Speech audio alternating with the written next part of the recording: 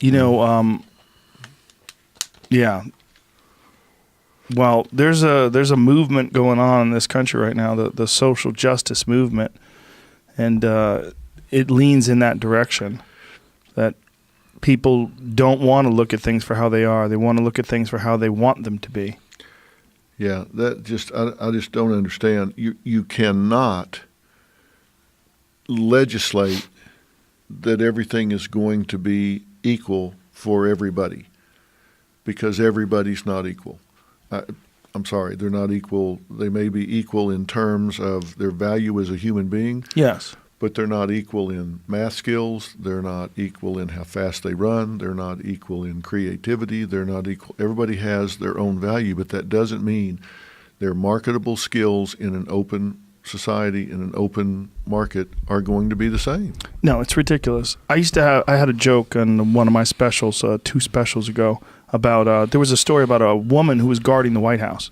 She was the lone guard at one of the doors of the White House, and some crazy man broke in and knocked her to the ground and just ran through the White House. And he was running around inside the White House for like 3 minutes before they finally, some off-duty Secret Service agent tackled this guy. They saw, like, what the fuck is going on? This guy's running through the White House. Tackled this guy. And the joke was that people think that a woman can do everything a man can do. I go, a woman can do everything a man can do. Is that true? And some woman was in the crowd of the Comedy Store was like, yes.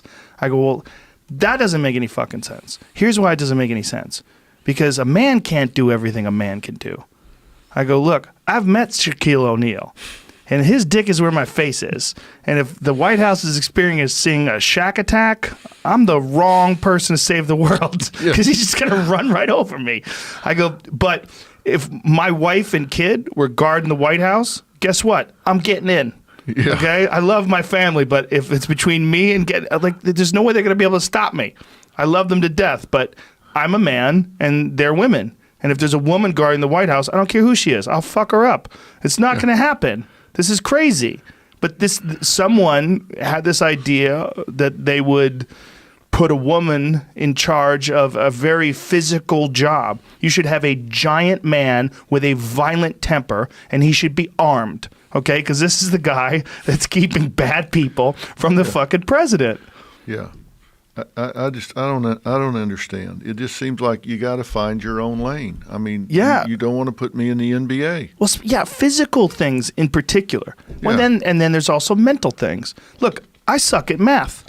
Okay, if everyone has a chance to work at CERN. Right? Everyone has a chance to work at the Large Hadron Collider, including people that have no idea about physics. We're going to have a real time making these equations work. Yeah.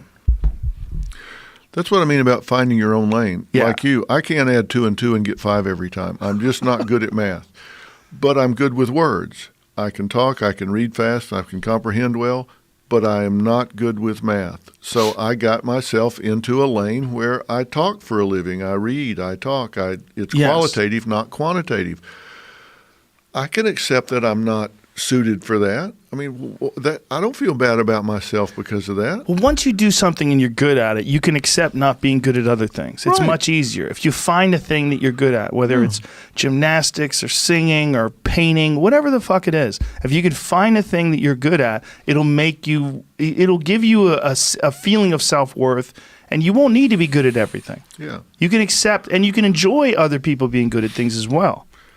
Yeah. You know, I said earlier, my dad was an alcoholic, and I would compare myself to that kid across because I had a damaged personal truth.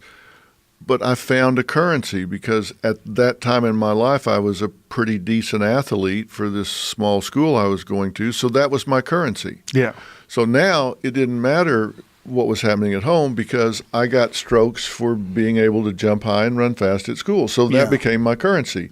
So now when I compared myself to him, okay, maybe my home life wasn't as good as his, but I could run faster and jump higher. So that became my currency. So now, that leveled the playing field for me. Yeah. And you always, like you said, find what you're good at at a given time and do what you're good at. Yeah, find something you love, find something you're passionate about, and that you could also excel at. And if you can work it out where it's your vocation and your avocation, you love doing it and you get paid for it, then you're just double blessed. I mean, you got it, right? Because you enjoy doing this and it works out, and that's good. Yeah, you catch lucky breaks. Yeah. If you, I mean, but that's, boy, that's lucky.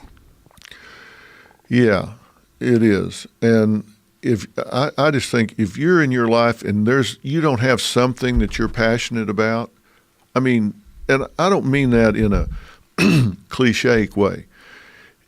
If there's not something where you wake up every day and there's nothing in your life that you're excited to do, man, you need to go back to the drawing board. Yeah.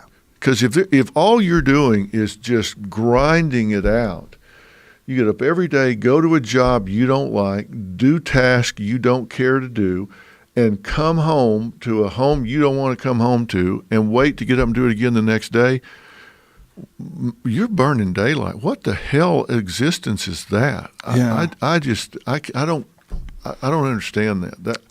Find something. I don't care if it's gardening or music or art or athletics or something. Find something you're excited to do. Yeah, expose yourself to different things with that very purpose of finding something that you love. Yeah, because there's something out there. Yes. There's something out there, I guarantee you. Something, yeah. There's something healthy that's not illegal, that's not going to be high risk. There's something you can do that's not going to kill you or put you in jail that you can be excited about.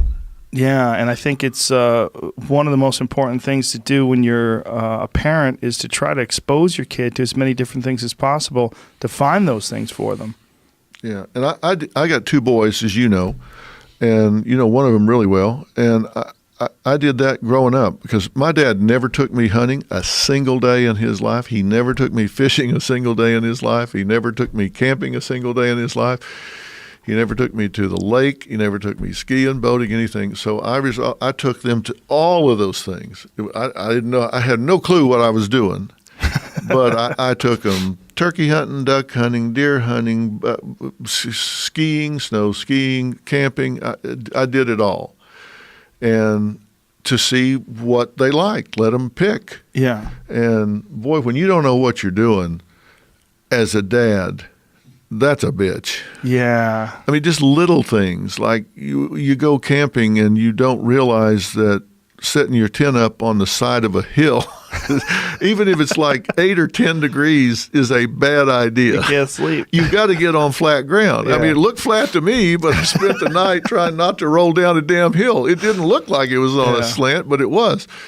But you figure these things out as you go along. But I was glad I gave them those experiences so they could choose, and they did, and some of it they liked, some of it they didn't.